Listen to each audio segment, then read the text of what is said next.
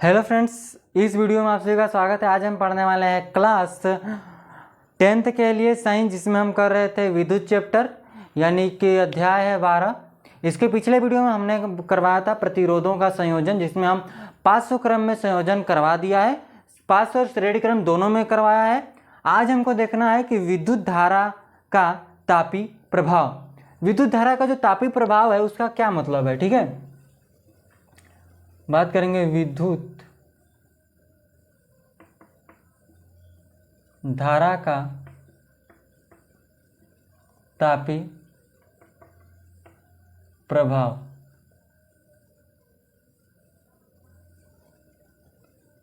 तो इसका कहने का क्या मतलब है। ठीक है, जैसे कि एक बैटरी होता है, ठीक है, उन दोनों बैटरियों के टर्मिनलों के बीच में इलेक्ट्रॉन क्या होते हैं, प्रवाहित होते रहते हैं।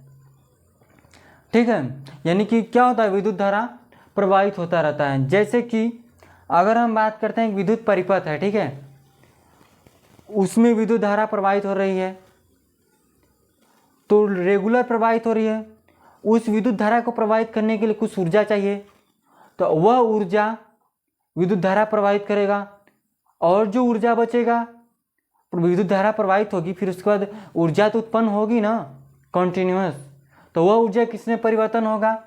जैसे कि अगर किसी विद्युत परिपथ में एक पंखा लगा, फैन लगा हुआ है, तो उसको घुमाने के लिए उस ऊर्जा का प्रयोग होगा, समझा।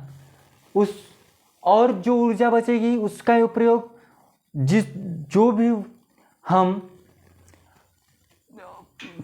पंखा को चला रहे हैं वो गर्म भी हो जाता है। आप अगर 1 घंटे 2 घंटे के बाद चला कर देखिए, वो हीट हो जाता है, हीट होगा ना, गर्म होगा।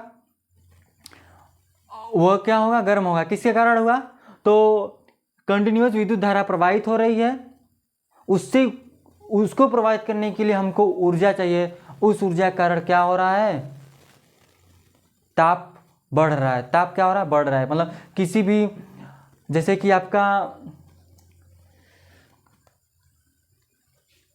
जैसे कि बल्ब हो गया, बल्ब भी अगर ऊपर टच करते हैं तो वो भी क्या होता है, हीट हो जाता है। ठीक है, ऊष्मा उत्पन्न हो जाता है उसमें से भी। किसके कारण, तो विद्युत धारा के ही कारण कंटिन्यूअस विद्युत धारा प्रवाहित हो रही है। अगर जैसे कि परिपथ है, मतलब कोई तार है, ठीक है, वह तार उस विद्युत धारा को अगर उतने कैपेबल नहीं है उसको सहन कर सके इतनी तेजी से, मतलब इतना ज़्यादा वोल्टेज है उसमें, तो क्या होगा कि ज़्यादा तेजी से विद्युत धारा प्रवाहित होगी, तो क्या होगा, फूक जाएगा। सिंपल सी बात है। ठीक है, तो यही सब देखने वाले हैं। तो पूरा इतिहास तो लिखवा नहीं रहे, हमने बता दिया, तो इतना चलेगा। ठीक है, तो इसमें हम लिखवाएंगे क्या, लिखेंगे जो प्रतिरोध होगा, विद्युत धारा की बात करेंगे, प्रतिरोध R के किसी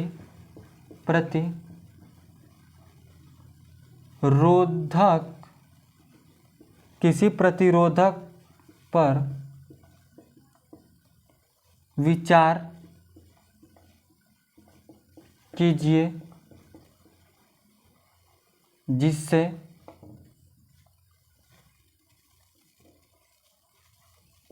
विद्युत धारा I प्रवाहित, क्या हो रही है, प्रवाहित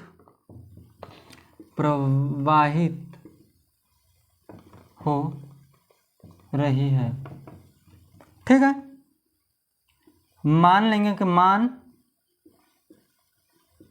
लीजिए कि क्या मान लेंगे कि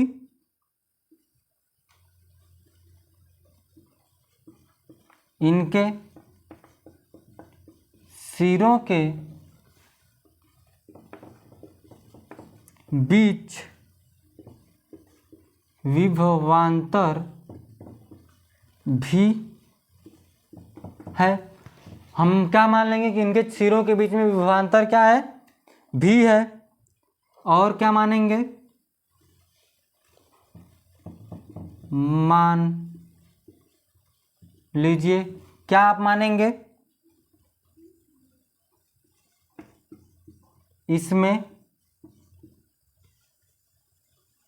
समय t में q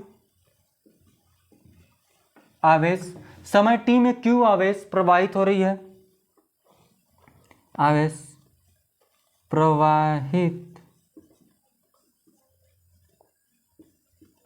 हो रही है। q आवेश विभवांतर v से प्रवाहित होने में किया गया कार्य भी क्यू है। अतः स्रोत को समय t में WQ ऊर्जा की आपूर्ति करनी चाहिए। तो हम स्रोत द्वारा परिपथ में निर्वेशित शक्ति बात करेंगे। परिपथ में निवेशित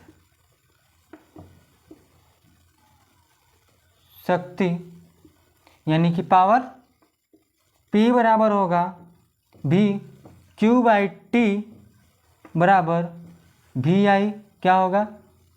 VI। हमने क्या बोला यहाँ से? VQ Q/T लगाया, I निकला, धारा बराबर हमने लिखवाया ना यहाँ से, प्रवाहित होने की किया गया कार्य VQ, और क्या है यहाँ से जो विद्युत धारा प्रवाहित हो रही है। मान लीजिए कि इनके शीर्षों के बीच में विभवांतर V है। मान लीजिए कि समय t में Q आवेश प्रवाहित हो रही है। इस तरह से निकला आपका Q/T बराबर क्या होता है? I होता है। मतलब t समय में प्रवाहित आवेश, Q आवेश, धारा, बात हो गया Q/T बराबर हम I लिख दिए। अब देखिए, अर्थात t समय के स्रोत द्वारा परिपथ में प्रवाहित किया गया ऊर्जा P/T। ध्यान से देखिएगा, यहाँ से जैसे हम बात करते हैं t समय में स्रोत में प्रवाहित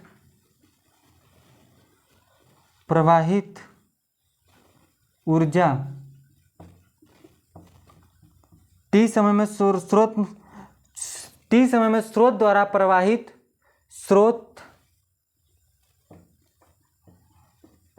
प्रवाहित ऊर्जा, क्या हम लिखे? t समय में स्रोत द्वारा प्रवाहित, या क्या लिखे? t समय में स्रोत द्वारा परिपथ में उत्पन्न ऊर्जा P/T क्या होता है? P/T जो V/I T के बराबर होता है। किसके? VI T के बराबर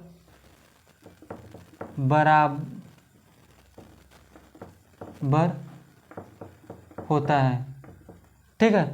t समय में स्रोत द्वारा परिपथ में उत्पन्न ऊर्जा P/T जो VIT के बराबर होता है। ठीक है, इतनी बात आपको क्लियर हो गई है। तो यहाँ से क्या लिखेंगे? हमको क्या उत्पन्न ऊर्जा की मात्रा, हमको क्या बताना, उत्पन्न ऊर्जा की मात्रा। क्या निकालें यहाँ से, विद्युत धारा आई द्वारा t समय में उत्पन्न विद्युत ऊष्मा की मात्रा। हम बात करेंगे क्या, t समय में स्रोत द्वारा प्रवाहित परिपथ में उत्पन्न ऊर्जा P × T जो VIT के बराबर होती है। और हम क्या लिखेंगे कि ये जो देखिए, ये जो ऊर्जा होती है ना, वो यह ऊष्मा के रूप में क्षयित होती है, किसके द्वारा, प्रतिरोध के द्वारा। तो हम क्या लिखेंगे आगे कि धारा I द्वारा समय t में उत्पन्न ऊष्मा की मात्रा। तो धारा I द्वारा समय t में उत्पन्न ऊष्मा की मात्रा क्या होगा, तो ऊष्मा यानी हीट की बात करेंगे, किसकी, हीट की। तो देखिए यहाँ Pt को हीट में उत्पन्न हो जा रहा है, हीट में बदल जा रहा है। हमने बात किया कि t समय में स्रोत द्वारा परिपथ में उत्पन्न ऊर्जा P × T जो VIT के बराबर है। फिर हमने बात किया कि जो ये t समय में ये जो ऊर्जा उत्पन्न कर रही है, वो जो ऊर्जा होगी किस में परिवर्तन होगी, ऊष्मा में परिवर्तन होगी। t समय में ही धारा I द्वारा समय t में उत्पन्न ऊष्मा की मात्रा यानी हीट। तो हीट बराबर क्या हो जाएगा, हीट बराबर P × T रखिए या फिर VIT रखेंगे। क्या लिखेंगे, VIT लिखेंगे। ये आप समीकरण 1 ले लीजिए और ठीक है, इसको समीकरण आप 2 ले लीजिए। अब आगे देखिए ना कि अब लिखेंगे ओम के अनुसार। यहाँ देखिएगा ओम के अनुसार, ओम के अनुसार हम क्या लिखेंगे, ध्यान से देखिएगा। ओम क्या बोलता है, V बराबर IR। तो V बराबर हम IR लिख सकते हैं क्योंकि इसमें प्रतिरोध आएगा ना, प्रतिरोध से तो ऊष्मा उत्पन्न होगी। देखिए प्रतिरोध में क्षयित हो जाती है, इस प्रकार किसी अस्थायी देखिए ऊर्जा ऊष्मा के रूप में प्रतिरोध में क्षयित हो जाती है। ठीक है, तो I आएगा, ओम का नियम लगाएंगे, V की जगह रखेंगे तो I, इसको समीकरण 3 ले लीजिए। तो समीकरण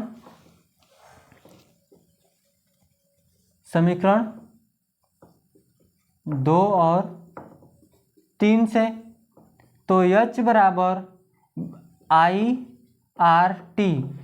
तो देखिए IR और एक और I है ना, IT, I क्या हो जाएगा, I पर स्क्वायर, R और T हो जाएगा। हीट बराबर धारा, प्रतिरोध और समय। देखिए आपसे पूछता है कि ऊष्मा कितनी उत्पन्न हो रही है, अगर आपको धारा दे दिया, प्रतिरोध दे दिया और समय दे दिया तो इस तरह से निकाल लेंगे। ठीक है, इतनी बात आपको क्लियर हो गई। और क्या लिख सकते हैं, 2-3 पॉइंट है उसको भी लिखेंगे। यहाँ पर हमने बेसिक सी हमने ओम का नियम का प्रयोग किया है, जो आपको पता होगा ओम का नियम। ठीक है, ओम का नियम क्या है, किसी भी परिपथ में प्रवाहित विद्युत धारा उसके उस में उत्पन्न विभवांतर के क्या होती है, समानुपाती होती है कि अनुक्रमानुपाती होती है, समानुपाती होती है। ठीक है, उस अनुपात का चिन्ह हटाते हैं तो R आता है, प्रतिरोध, जिसको लिखते हैं प्रतिरोध, नियतांक होता है ना वो। ठीक है, तो ये आप फटाक से लिखिए, उतारिए। ठीक है, इतना ही है इसमें, विद्युत धारा का तापीय प्रभाव से क्या क्या होगा आगे देखिएगा। ठीक है,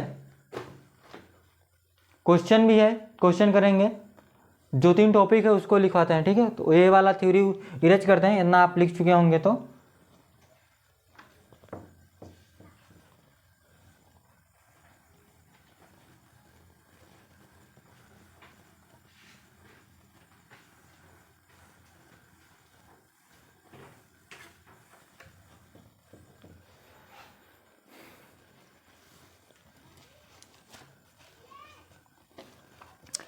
देखिए, लिखिए फर्स्ट नंबर करके।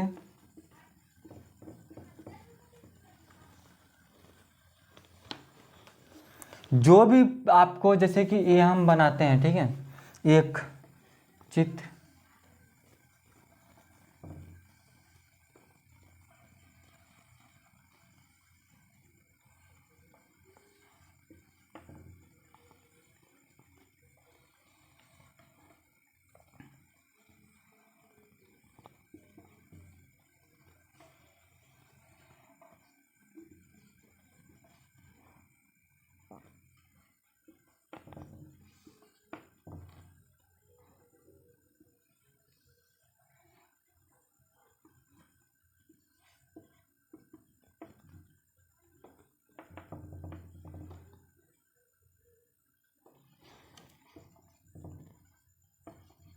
प्रतिरोध है, ठीक है। तो इसमें देखिएगा ध्यान से, यहां से फर्स्ट पॉइंट कि दिए गए प्रतिरोधक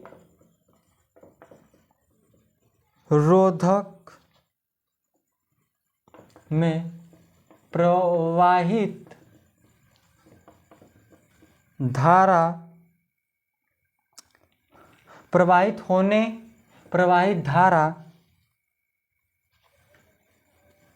क्या बात कहें, दिए गए प्रतिरोध में प्रवाहित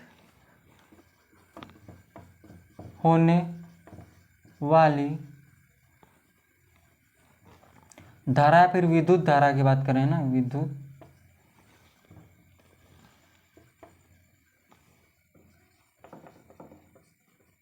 विद्युत धारा सॉरी, विद्युत धारा किसके अनुक्रमानुपाती होती है? विद्युत धारा के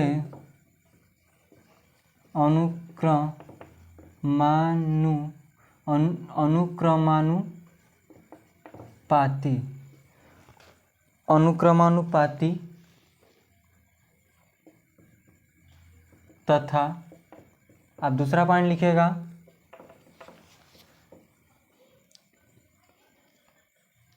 दूसरा पॉइंट, दी गई विद्युत धारा के लिए प्रतिरोध के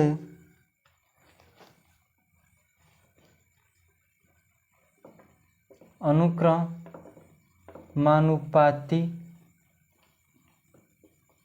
तथा, देखिए, दिए गए प्रतिरोध के प्रतिरोध में प्रवाहित होने वाली विद्युत धारा के अनुक्रमानुपाती कौन होता है? तो ऊष्मा, उत्पन्न होने वाली ऊष्मा। हम किसकी बात कर रहे हैं? यहाँ से दिए गए प्रतिरोध में प्रवाहित होने वाले विद्युत धारा के अनुक्रमानुपाती होता है कौन? उत्पन्न होने वाली ऊष्मा। आप ऊपर लिखेंगे अच्छे से, उत्पन्न होने वाली ऊष्मा, और दिए गए विद्युत धारा के लिए प्रतिरोध के अनुक्रमानुपाती तथा तीसरा नंबर लिखेगा, उस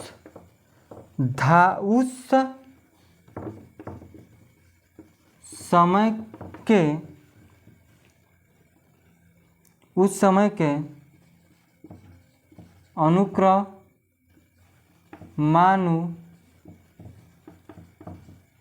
अनुक्रमानुपाती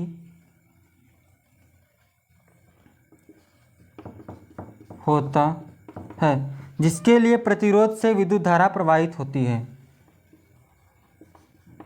जिसके लिए दिए गए प्रतिरोध से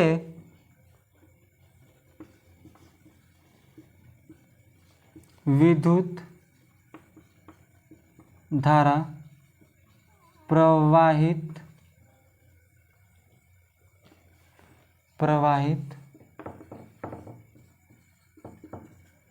होती है। ठीक है,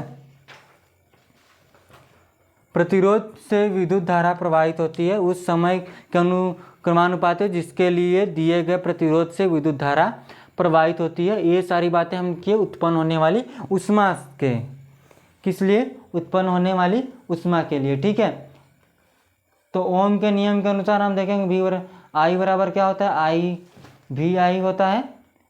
तो बस इतना ही, छोड़िए, समझे। आगे है आपका एक उदाहरण है, थोड़ा सा बड़ा लिखा है तो उसको हम लिख कर आते हैं, फिर उसके बाद आगे बढ़ेंगे। ठीक है, जट उदाहरण हो सकेगा तो करवाएंगे। यही सब फॉर्मूला यूज आएंगे। ये आपके जो टॉपिक थे उसको लिख लिए होंगे आप। ठीक है, चलिए तो लिख कर आते हैं, फिर इसके बाद आगे बढ़ेंगे। चलिए यहाँ से देखते हैं, यह है आपका उदाहरण नंबर 12.10। उदाहरण है 10.10। ठीक है, क्या बोला? किसी विद्युत स्थिति में अधिकतम तापमान दर के लिए 840 वाट की दर से ऊर्जा उपभुक्त होती है तथा 360 वाट की दर से उस समय उपभुक्त होती है, तब तापमान की दर निम्नलिखित है। यदि विद्युत स्रोत के वोल्टता 240 वोल्ट है तो वाट वोल्ट है, तो दोनों प्रकरणों में विद्युत धारा प्रतिरोध के मान परिकलित कीजिए। देखिएगा यहाँ से हल करेंगे। हमने क्या क्या देखा था? निवेशित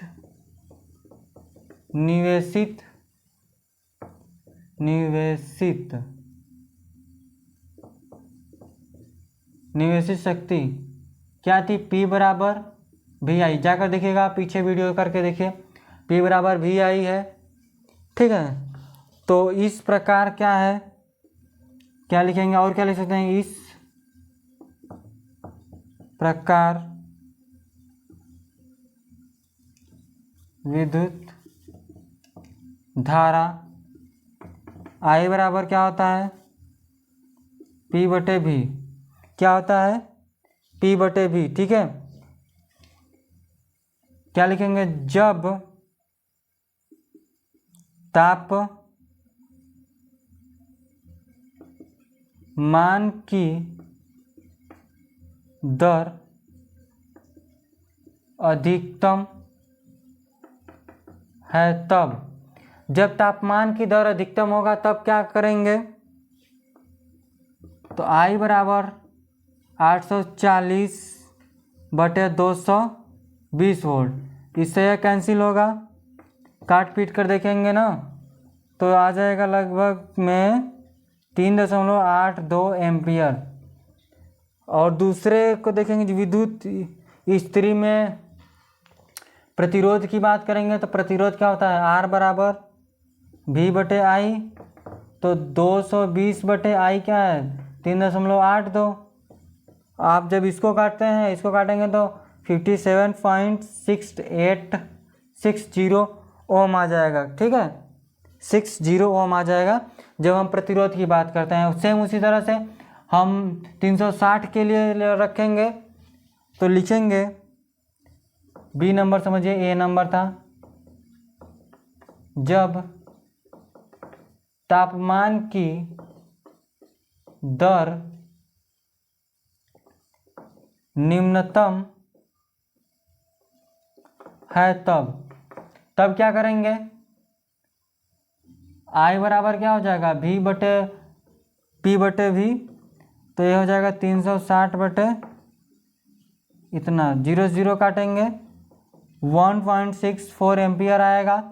आप डिवाइड करके देख लीजिएगा। ठीक है, आप डिवाइड कीजिएगा तो यहाँ से आ जाएगा। इसको काटेंगे, जैसे कि 2 से काट देते हैं तो 18, नीचे 11 आ जाएगा। फिर उसी तरह से भाग दे दीजिए, आगे देखिए यहाँ से, तथा विद्युत स्त्री का प्रतिरोध क्या होगा? तो R बराबर V बटे R हो, V बटे I होता है। तो क्या करेंगे, 200 बटे 1.64 एम्पियर डिवाइड करेंगे तो 134 पॉइंट इतना ओम आएगा। ठीक है, सारा ओम आएगा क्योंकि प्रतिरोध की बात हो रही है। क्या हो रही है? प्रतिरोध की बात हो रही है। समझ में आया आपको ना? एक और उदाहरण है, क्या है, एक और उदाहरण है, ज़्यादा बड़ा नहीं है, तो आप वो खुद से कर लीजिएगा। ठीक है, कि करवा दें वो भी। ठीक है, तो करवा देते हैं, करवा देते हैं। ठीक है, देखिएगा यहाँ से क्वेश्चन चेंज करें। आपको ये समझ में आ गया ना कैसे किए हैं? पहले हम अधिकतम के लिए रखे हैं, फिर निम्नतम के लिए रखे हैं, फिर दोनों के लिए हम जब धारा पता चलेगा तो प्रतिरोध निकाल सकते हैं, V बटे I, यानी ओम के नियम के अनुसार लगा सकते हैं इसको। ठीक है, उदाहरण चेंज करते हैं, ये आपको समझ में आ गया होगा। ठीक है, नहीं आया होगा तो एक बार दो बार और देखिएगा, आपको समझ में आ जाएगा, कोई दिक्कत नहीं है। ठीक है, क्वेश्चन उतारते रहिए, क्वेश्चन हम चेंज करते हैं। ठीक है,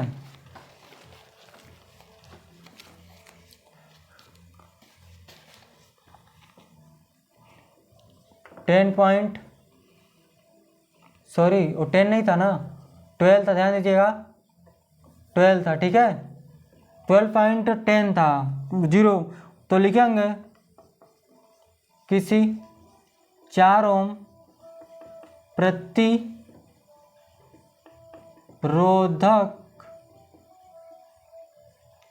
प्रतिरोधक से प्रति सेकंड 100 जूल ऊष्मा उत्पन्न हो रही है। प्रतिरोधक के सिरों पर विभवांतर ज्ञात कीजिए। क्या हमको ज्ञात करना है? विभवांतर ज्ञात करना है। कैसे ज्ञात करेंगे देखिएगा, यहां से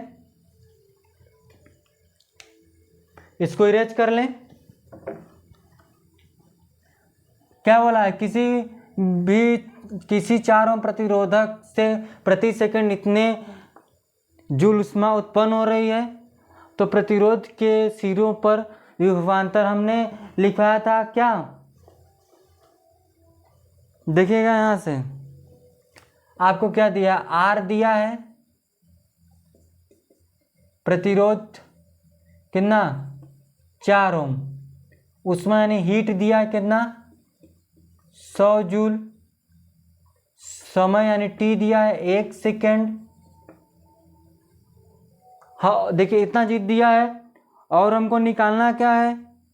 विभवांतर यानी कि V निकालना है, इसको निकालना है। ये सभी चीजें किस में आती हैं, किस सूत्र में? तो आप देखिएगा ये सभी चीजें आएंगी, देखिए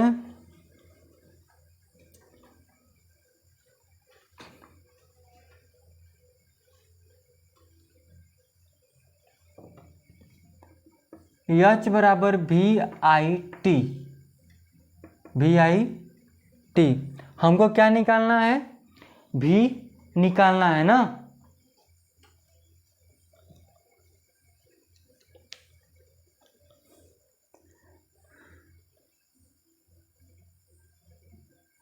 देखिए अच्छा, तो हम I किसके VI किस तरह से आया था? जब हम देखिए VIT तो है, लेकिन देखिए यह जो है, जो VIT है वो हमने किसके बराबर भी लिया था, तो हम और इसको क्या लिखे थे? एच बराबर आई स्क्वायर, क्या लिखे थे, आई स्क्वायर मल्टीप्लाई आर स्क्वायर और टी स्क्वायर। तो हमको देखिए क्या कह दिया है यहाँ से, हमको उत्पन्न हो रही है, तो पहले धारा निकाल लेते, धारा के बाद आपको आपका प्रतिरोध भी निकल जाएगा। क्या, धारा के बाद आपका प्रतिरोध भी निकल जाएगा, समझ में आया ना। देखिए यहाँ से आप इसका भी चीज लगा कर देते थे, कोई दिक्कत नहीं है। तो आई स्क्वायर आएगा एच बटे आर टी, एच क्या था 100 था, आर कितना 4, टी 1 था, काटेंगे तो कितना आ जाएगा 4 दूनी 4 5 है, तो आई बराबर तो 5 आ गया, आई बराबर तो 5 एम्पियर आएगा, ये तो 5 एम्पियर आया। हमको विभवांतर ज्ञात करना है, विभवांतर ज्ञात करना है, तो V बराबर क्या होता है आई आर। तो देखिए आई हमको निकल गया 5 एम्पियर, वो दिया है क्या प्रतिरोध 4 दिया है, 4 रखिए, कितना आ गया 10 वोल्ट, कितना जाएगा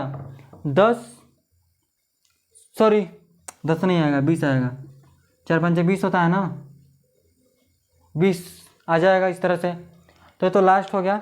आज के लिए इतना रखेंगे, अगले वीडियो में हम करेंगे विद्युत धारा, विद्युत शक्ति के बारे में। विद्युत शक्ति लास्ट होगा, उसमें भी 2 उदाहरण है, उसको भी कंप्लीट करके ख़त्म करेंगे, ठीक है। फिर उसके बाद आपका नेक्स्ट चैप्टर चलेगा विद्युत धारा के चुंबकीय प्रभाव।